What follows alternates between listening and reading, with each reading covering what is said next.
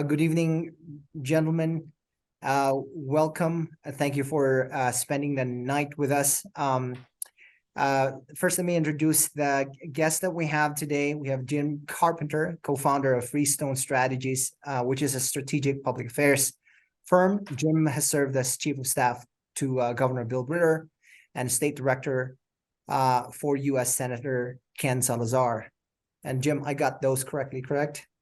Absolutely, yes. Perfect. Also joining us is Alan Salazar, who is the chief of staff to Mayor Michael Hancock.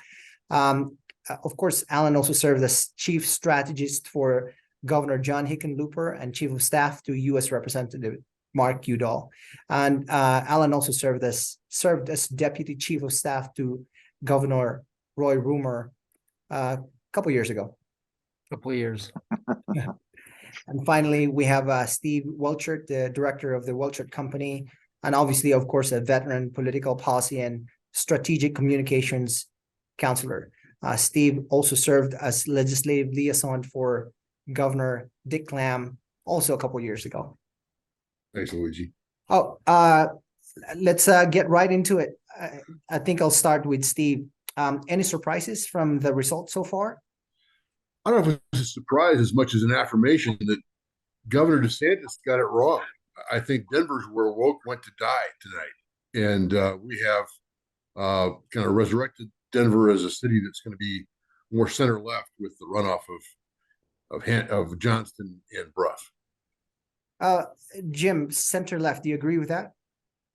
Yeah, I think that's right. I think you had two candidates who understand that politics is about addition, not subtraction and narrowing, and that they worked very hard to build kind of broad coalitions here, and they did it with pretty direct and straight talk about what they're going to do. But they didn't try to divide and be particularly negative about all of it. So yeah, I think Steve's right about that. Alan, you're watching this from the inside as well as on the way to the outside, something along those lines. What are your thoughts about the fact that, the two candidates who appear to be headed to a runoff are the two candidates with the most amount of funding? Well, let me start by saying that planning now for a transition to the new administration is going to be easier emotionally in a lot of other ways, because the two candidates that have emerged are people that, one, we know, we've worked with. I agree with everything that's been said by Steve and Jim about kind of left of center, but moderate, pragmatic, thoughtful people. So that makes the job of transition a whole lot easier. I think they're both very good people. And it will be a pleasure to turn over the keys to either one of them. They're both very capable. The money, I think the money has been what the money is. They were both candidates who were able to raise money and go up on television. But now the race changes a bit.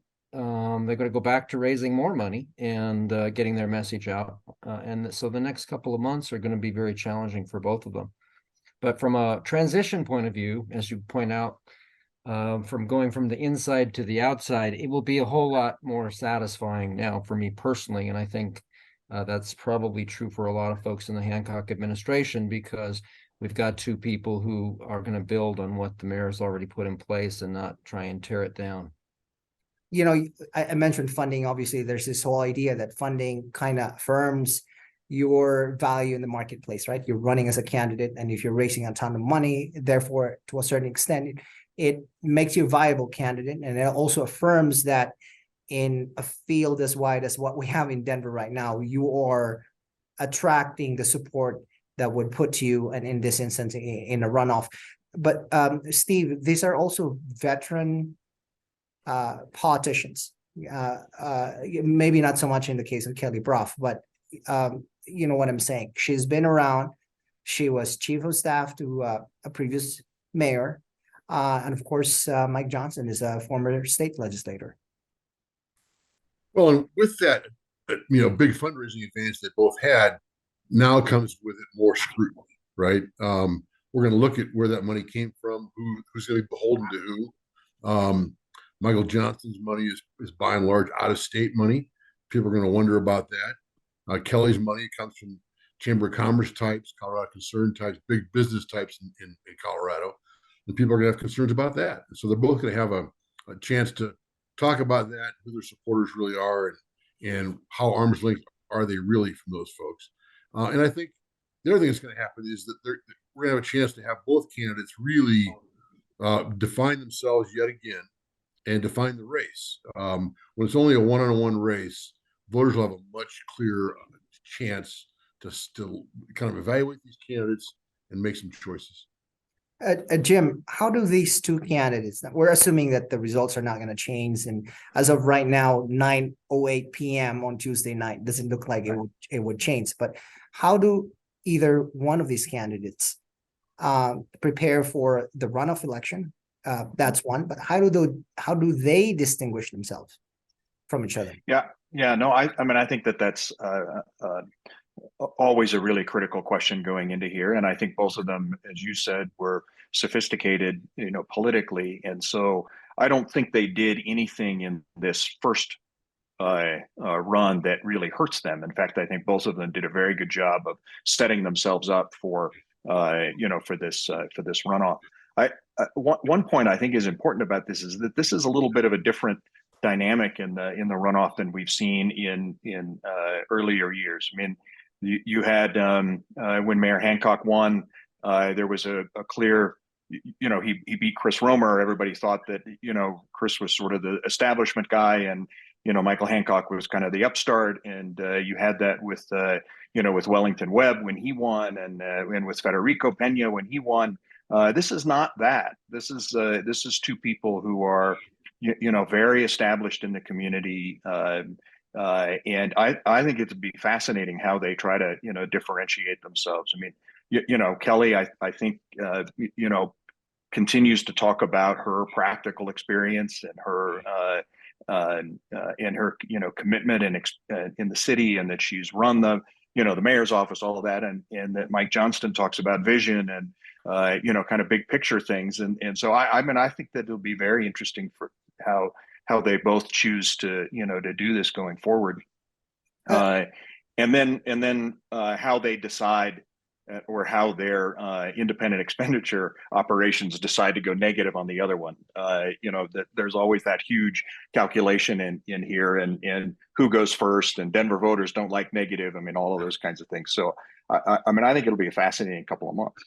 You're absolutely right about that. We haven't seen, mudslinging. The IE groups, the outside groups that have been are spending for the candidates rather than their opponents. Alan, should we be prepared for that in the next couple of weeks here? Probably so. I think it may be inevitable that there will be some contrast advertising. How negative it gets, I think, is always a danger in Denver, because I think Denver voters have historically not reacted well to negative advertising, even from an IE, because it's not hard to figure out who the IE is associated with. I think Jim's point about addition and the math is important. The money will be a big factor, but I think in the next few weeks, you'll also see Kelly, Brough, and Mike Johnston trying to get the endorsements of the people they were running against for the last few months. And so that will sort itself out. And I don't know where the very left, progressive, democratic, socialist contingent, it'll be interesting to me to know where those folks are going to feel comfortable. Kelly would probably be advertising the fact that she's the first woman, could be the first woman mayor. That's going to be attractive to some people. Mike has a legislative record, and maybe will be reaching out to remind people that he represented a Senate district with a majority African-American population, people of color. So they both have things to add. I don't know. I could go out on a limb here and say that it could be a very it doesn't necessarily have to be a mean and nasty campaign, given the personalities of the two people. In a fun way, it could be a gentle campaign, contrast with issues, somebody emerges as a winner and maybe one of them goes to work for the winner. Maybe that's not likely to happen, but it would be cool if it did. And I can imagine that it could happen that way. I think we're going to see two very capable people. I'd be reluctant to throw punches in a negative way at one another. And Steve, of course, the question there is that these IA groups don't coordinate with the campaigns. I mean, by law, they're prohibited from coordinating with the campaigns. The candidates really don't have any control over them. And, the candidates could go one way and the IA groups could go the other way, right? Well, golly, we get myself in real trouble here, but that's one of the great misnomers of American politics. You can absolutely figure out what each other are doing and what you'd like your friends to do, and you can communicate that in ways that still maintain some legality. So it's a veiled line. It's not a hard firewall. Let's put it that way. I think how we say negative campaign. I think Alan and Jim will agree with me about this, but it's not throwing mud balls at one another, but having a kind of an issues discussion or an issues difference is healthy. And we didn't have that in the first run because you got 16, 17 people running, and it was clear to me that most candidates were trying to kind of first do no harm, right? That was the first goal, and then get in the runoff, and now we're going to have a conversation. So I think a bunch of issues matter. Michael Johnston's voting record will matter in the state Senate. His position on education issues will matter in Denver. Kelly Brough's running of the city and running of the Chamber of Commerce, more importantly, will be really a big question mark for her to have to respond to. So I think those are important things to do. And, there's been a lot of talk about this. This is an example of a ranked choice voting opportunity. Well, ranked choice voting doesn't give you this next phase of the campaign. You just keep knocking votes out until you get to the top two, and then you've never really had a full discussion. I think the two most popular guys in the next week are going to be Chris Hansen and Andy Rougeau. They have a smaller bucket of votes than Calderon and Herod, but I think their votes are more likely to have some weight in this race. I can see Calderon and Herod wanting to burn the town down when it's over with. Just like, we don't care. We didn't win. Screw everybody. They're going to, Calderon in particular is going to walk away angry, very angry. Let me pop in on the issue thing, Steve, because I think you're right. It will be interesting because I think both Mike Johnson and Kelly Brough spoke about the big issues that Denver is facing and encampments, homelessness, behavioral health challenges, public safety, fentanyl, the opioid challenge on the streets. What's interesting to me is that Mike Johnson and Kelly Brough were speaking in very similar ways about the big issues that Denver voters are worried about. The contrast, I think, is going to come on, as you point out, Mike Johnson's record, Kelly Brough's record. So we might see a race that gets where the issues may not be the top concern of voters. It may be about minimum wage, for example, or it may be about union representation, or it may be about education reform. Or I can see that to draw the contrast, the candidates are going to be tempted to create issues that are not in the centerpiece of what I think most voters are concerned about. So to me, I think part of the good result of the evening is that the two candidates who emerged as the top candidates are people who have been speaking about these big issues in much the same way that Michael Hancock has talked about them. So it'll be interesting to see how you draw the contrast when their programs are remarkably similar on the big top issues. Hi in Denver, Steve. That was my headline for Luigi was, woke died in Denver, not in Florida. Oh, that's funny. Alan, you talked about sort of the emotional relief that you feel handing over the keys to either Mike Johnston or Kelly Brough, and Steve, you had described the other candidates in the way that you described. Now I'm going to repeat them necessarily, but you described them in such a way that would, I think, indicates to everybody you're happy with these two candidates going into the runoff. But I want to ask Jim. let me back up a bit, because Steve, last time we spoke at a panel, we talked about the fact that, Colorado is really a solidly blue state. Maybe it was purple, becoming purplish, something like that. But now I think the last general election in November confirmed that it is a blue state, right? Correct. We've had 800,000 people come to Colorado the last 10 years or so, and they're not really independents. They're voting Democratic. But Jim, I'm curious what your thoughts are, given that juxtaposition, right? We now are a progressive state, solidly blue state, and then we have establishment candidates winning the Denver mayor's race, or at least heading to the runoff. Yeah, I mean, that's an interesting question.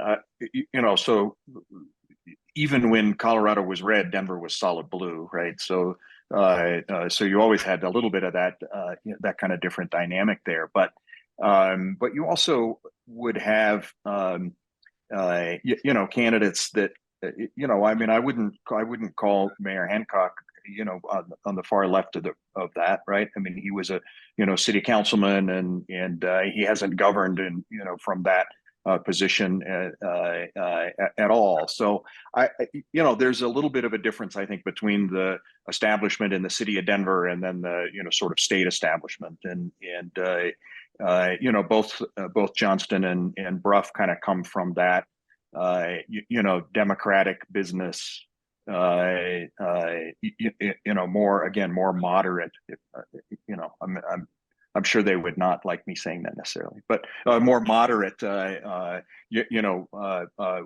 wing of the Denver party there. And it just is, I mean, I sort of thought that when this first started, I thought we could see a situation where it could be one of those candidates, and then somebody from the more progressive left, and that they would really catch on. And clearly, neither Herod nor Calderon or anyone else from that wing, really put together anything that could get them, maybe not even much out of single digits. But so that's an interesting dynamic to me. I think I was a little surprised by that. And not to leave out Debbie Ortega as well, who could have provided that. But I think the Denver establishment piece is a little bit different from the state, and so I think these two candidates are going to reflect slightly different pieces of that. But I think, as Alan said, there's a lot of commonality between them. I think the mistake some of these candidates make, Luigi, is that they believe these races are ideologically driven. And a city race is almost never ideologically driven. It's all about, the number one issue for Denver voters, it may not poll this way, but it's parks, right? Their neighborhood park, their local park, the big parks, parks, transportation, get their garbage picked up on time. I mean, those, the kind of the nitty gritty nuts and bolts of doing the job is really important. And that doesn't come with an ideological bent. And so if you're banging a socialist drum or banging a big business drum, it's not going to work out for you. You've got to be a pragmatist and solve problems the way Alan Salazar does. Yeah, I think that's right. And just to jump in really quick. I mean, I think, given all that we've been through with COVID and the economic piece, that Steve's absolutely right. There is there's a crying out for problem solving and getting the job done and doing the work. And I think people are weary of the screaming and shouting, which I'm happy to see that people are weary of that. The one sidebar I'd make to that is that the one issue we didn't hear much about during the campaign, and there's not really a lot you can do at City Hall technically right now, is education, right? I mean, Denver Public Schools, I think, will be now a centerpiece of the next 2 months of this campaign. And Johnston has the upper leg in that because he's got experience in education and can talk more eloquently about that. But I think you're going to see a lot more discussion about DPS and what we ought to do moving forward, whether it's a city takeover, recall this board, law and order, or more cops in schools. I mean, there's a lot of topics coming to the forefront, and that'll be interesting. And It's interesting that you mentioned that. I'm sorry, go ahead, Alan. Go ahead. Yeah, I think Steve is right that the the dysfunction around DPS and the DPS board and a couple of board members in particular is now at the center of people's attention. What is interesting about it, again, is that Mike Johnston has a record of education reform as a legislator. Kelly Brough has a record of pushing education reform as the head of the chamber. So again, they're very similar in terms of their approach to some of these big issues. So finding the differences is going to be, I think, a bit of a challenge. The other thing I'd say is that historically, although Mayor Hancock changed this up in the reelect, historically it's been an advantage to not be the top of the top line, but the second spot in the runoff. I don't know if you still, or if you think that is true today, Steve and Jim, but historically it was the place where Wellington Webb came from. It was the place that Michael Hancock came from. And I'm just curious if being at the top, you don't get a lot more shrapnel. That's a great question, Alan. And I've been thinking a lot about that. I think that's almost always true. And you just named a bunch of races where it was true.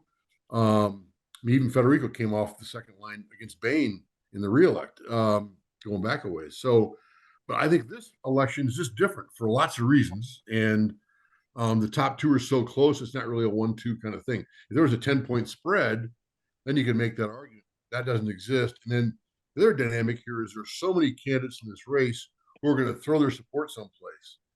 And even those that don't have very many votes, their support may lend some bona fides that didn't exist before. So I don't think that 1-2 thing is going to really play here. I think it's going to be kind of more of a food fight.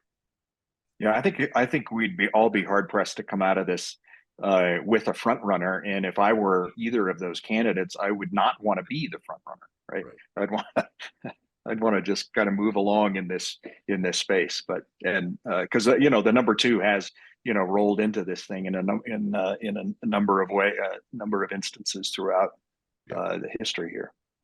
Yeah, I think it seems again, I'm new here, so I'm absorbing everything that you're telling me. I'm learning as I'm asking questions.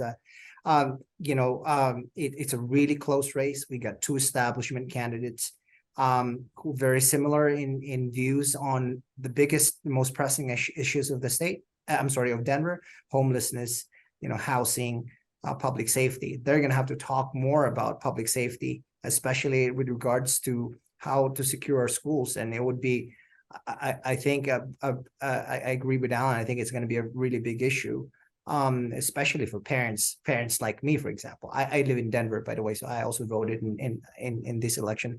Gentlemen, any last final thoughts before we kind of call it a night? I think a lot of people can kind of call it a night at this point. I think the at-large city council race is still one that I look at it being very meaningful, and it might make my first quote moot if vote goes to die. Means if Serena comes in first, Penn State comes in second, that's a 50-50 split in my book. But we'll have to see how that plays out. It's a very close race. It could go 2 woke and 2 non, but I think it's likely to go 1-1, which would be interesting, right, Alan? Yep, that's true. The other one, Luigi, just to kind of mark on it, is the Southeast Denver seat, Kendra Black's seat. That socialist got put down. I think the race against Sawyer also, Alan, wasn't that similar? Well, your point about the Democratic Socialist contingent is a good one, Steve. I think the race that is kind of the pivotal one is the 9th council district, where Councilwoman Seda Baca seems to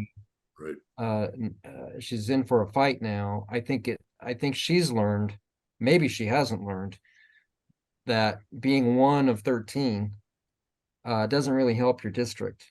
May help you on Twitter, but it doesn't really help you in your district.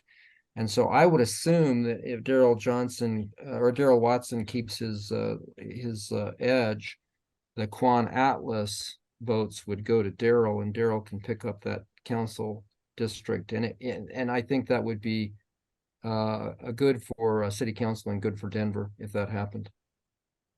Jim? Back to the mayor's race a second. I think it'll be very interesting to see how each campaign decides to really reintroduce their candidate now. They'll all have enough money on television. Kelly has this really inspiring personal story. You didn't see a lot of that in this first round. I think you'll probably see a lot of that. It'll be interesting, what they first come out with to try to reintroduce themselves here, for the next 8 weeks. And of course, it's a new chemistry, right, with a new council, and so they're gonna have to learn how to govern together. And of course, as I mentioned in a previous conversation that I had, I think with Alan, is that this is a strong mayor framework, and so the mayor is practically a mini governor, maybe in some respects, has more authority than the governor. And with that, gentlemen, thank you so much for your time. Appreciate it. We're going to have to do this one again, and we'll do it live next time. Luigi, Okay. thanks. Great. Thanks. Good to see Thank you you guys. all. Bye for now. Thanks a lot. Bye-bye. Take care.